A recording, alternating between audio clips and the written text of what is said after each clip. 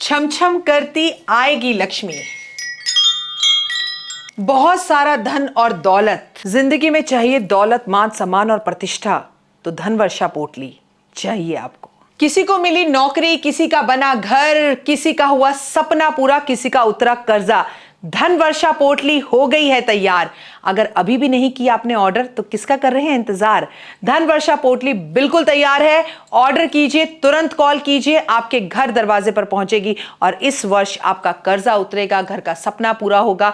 कब रखनी है, कैसे रखनी है, कहां रखनी है, कैसे मंगाना है इस पोटली को, सब कुछ पता चलेगा डॉक्टर वाई राखी के यूट्यूब चैनल पर। अगर अभी तक आपने पोटली का ऑर्डर नहीं किया तो इन नंबरों पर कॉल करें और इन नंबरों पर कॉल कर तुरंत अपनी पोटली अभी बुक कराएं। देखो देर ना हो जाए।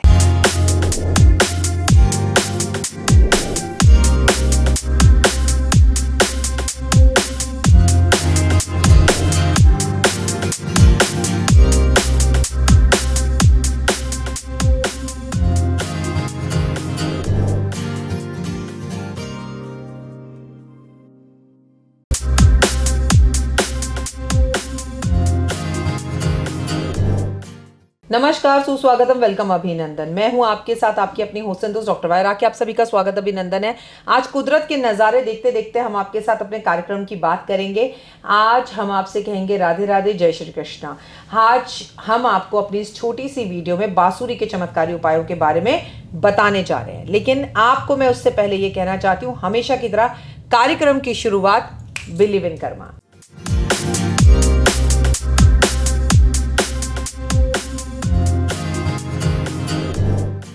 चलिए कुदरत को देखते हैं। मुझे तो आप रोज ही देखते हैं, लेकिन आज आप अगर कुदरत को देखते देखते मेरी बातों को सुनेंगे तो आपको बहुत आनंद आएगा।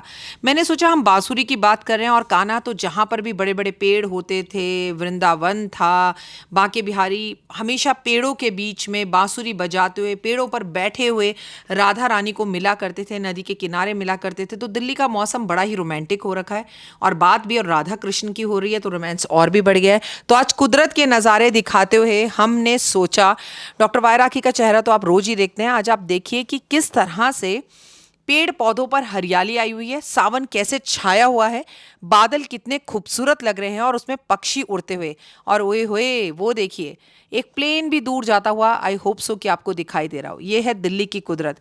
ऐसे हमारी दिल्ली को बदनाम कर रखा है कि बहुत ही पोल्यूशन है। दिल्ली में चारों तरफ सावन की वजह से हरियाली छाई हुई है।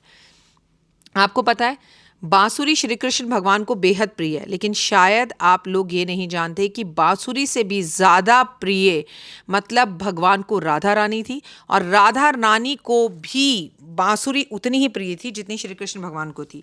बांसुरी और भगवान कृष्ण का बेहद ही गहरा नाता है। जब भी बांसुरी की बात आती है तो सभी के दिमाग में भगवान कृष्ण की छवि आ जाती है। वास्तुशास्त्र में भी बांसुरी को विशेष महत्व दिया गया है। इतना ही नहीं, देवताओं को भी ये बांसुरी बेहद प्रिय है। इसी कारण से बांसुरी जो होती है ज़िंदगी के अंदर, लाइफ के अंदर बहुत कुछ देती है। इसे काफ़ी पवित्र माना जाता है और वास्तुशास्त्र के अनुसार लाइफ के अंदर जो है आपको अपने घर के अंदर बांसुरी ज़रूर रखनी चाहिए। और कृष्ण जन्माष्टमी अगर सर पर हो तो भगवान के बांसुरी के कुछ उपाय करने चाहिए। कहते हैं बांसुरी का नियमित रूप से प्रयोग करें तो घर की नकारात्मक ऊर्जा दूर होती है, लेकिन अब ऐसा तो ज़रूरी नहीं है ना कि मुझे और आपको बांसुरी बजानी आए।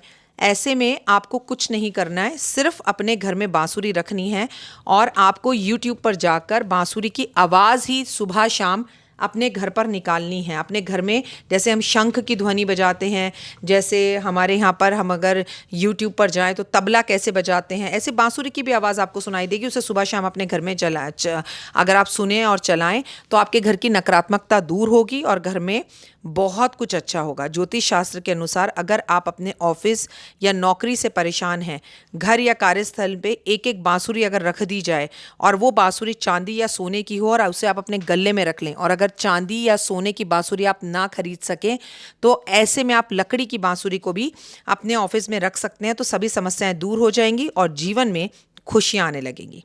कई बार व्यक्ति कड़ी मेहनत करने के बाद भी उसके निराशा हाथ में लगती है। ऐसे में व्यक्ति बड़ा परेशान होता है। उसको अपनी दुकान, ऑफिस या घर के मंदिर में 2 बांसुरियां रिबन के साथ टांग कर लगा देनी चाहिए, तो उसे सफलता मिलनी शुरू हो जाती है। अगर पति पत्नी में लगातार झगड़े होते रहते हैं, मनमुटाव रहता है, तो बांसुरी का उपाय बड़ा कारगर साबित होता है। वास्तुशास्त्र के अनुसार शादीशुदा जोड़ों को बेडरूम की छत पर एक बांसुरी लटका देनी चाहिए। मैं तो कहती हूँ हमेशा 2 बांसुरी लाल रिबन से बांध कर लटकानी चाहिए, और उसके बाद देखिए इसके रिजल्ट्स कितने अच्छे होते हैं और लाइफ में सक्सेस आनी शुरू हो जाती है। इसके साथ साथ कहा जाता है कि अगर घर में बांसुरी रखी जाए और उसकी आवाज़ सुबह शाम सुनी जाए तो ये बेहद शुभ होता है। जब हम पूजा करते हैं और ख़ासकर अगर हमने अपने घर में कान्हा और कृष्णा रखे हुए हैं तो हमें अपने घर में बांसुरी की आवाज़ दिन में एक बार ज़रूर ही बजानी चाहिए। कहते हैं सुबह शाम सूर्य अस्त और सूर्य उदय के समय पर जिस घर में बांसुरी बजती है उस घर से लक्ष्मी कभी बाहर नहीं जाती। वास्तुशास्त्र के अनुसार बांसुरी बेहद ही शुभ फल देने वाली होती है, और हमेशा अपने घर में एक स्थान ऐसा ज़रूर हो जहाँ पर बांसुरी ज़रूर रखें, खासकर अपने बच्चों के कमरे में, ताकि नकारात्मकता बच्चों के कमरे से दूर हो। मान्यता है कि यदि बांस की बनी हुई बांसुरी आप अपने घर के अंदर या अपने ऑफिस के अंदर रखते हैं या अपने मंदिर के अंदर रखते हैं या बच्चों के कमरे में रखते हैं, तो भगवान के मंदिर में रखते हैं, तो कृष्ण जी की कृपा उस घर में हमेशा बरसती रहती है। कहते हैं राधा रानी उस घर में कभी भी धन की कमी नहीं होती। प्रतिदिन बांसुरी की पूजा भी होनी चाहिए। यदि आपके बच्चों का मन पढ़ाई में नहीं लगता और वो परेशान करते हैं तो पढ़ाई वाले कमरे में भी बच्चों के बांसुरी ज़रूर रखें, इससे भी बच्चों का मन पढ़ाई में लगेगा। कई बार कुछ लोगों की शिकायत होती है कि उनके जीवन साथी के साथ उनकी मारपीट तक हो रही है, विवाहित जीवन सुखी नहीं है, तो बेडरूम में रंग बिरंगी बांसुरियां रखने से आपकी मैरिड लाइफ अच्छी होती है। वास्तुशास्त्र में बीम से जुड़े हुए दोष बहुत बुरे माने जाते हैं। मान्यता है कि बीम के नीचे बैठकर कुछ नहीं करना चाहिए, अन्यथा आप बीमार हो जाते हैं और आपको शारीरिक कष्ट होते हैं। तो जहाँ पर बीम की समस्या हो और उस बीम को हटाया ना जा सके तो वहाँ पर आपको बांसुरी लगानी चाहिए। और एक बात हमेशा याद रखनी चाहिए कि घर के अंदर अगर आप बहुत टाइम से विवाह कर कर बैठे हैं लेकिन संतान की आपको प्राप्ति नहीं हो रही है, तो ऐसे में आपको वृंदावन जाकर चांदी की बांसुरी एक बार ज़रूर बांके बिहारी जी के मंदिर में चढ़ानी चाहिए। आपकी हर इच्छा पूर्ण होती है। और जन्माष्टमी वाले दिन आप कुछ करें या ना करें, लेकिन लकड़ी की एक बांसुरी लेकर, एक मोरपंख लेकर, एक काजल की डब्बियाँ लेकर और लड्डू गोपाल के लिए 1 किलो लड्डू लेकर अगर गोपाल को अर्पण किया जाए तो ये कहते हैं कि सबसे बड़ा उपाय होता है, जो हम कब करते हैं? कृष्ण जन्माष्टमी वाले दिन करते हैं। अगर हम ये उपाय करें तो लाइफ में 100 आउट ऑफ 100 सक्सेस मिलती है, लाइफ में खुशियाँ आने लगती हैं। अब मैं आपको बताऊंगी एक जादुई उपाय। 2 काले रंग की बांसुरी लें और उसमें जो है देसी खांड भर लें, और ये आपको कृष्ण जन्माष्टमी वाले दिन करना है। आप किसी भी एक मनोकामना की इच्छा करते हैं और वो मनो इच्छा आपकी पूर्ण नहीं हो रही है, तो वो मनो इच्छा सोचते हुए आपने वो दोनों बांसुरी के अंदर खांड भरनी है और किसी सुनसान जगह पर जाकर गड्ढा खोदकर उस बांसुरी को दबा देना है। अगर आप ऐसा करते हैं तो भी आपकी सभी मनोइच्छाएं पूर्ण होती हैं, लाइफ में सक्सेस मिलती है और कभी किसी चीज़ की कमी आपको रहती नहीं है। जो आप चाहते हैं वो आपको मिलना शुरू हो जाता है।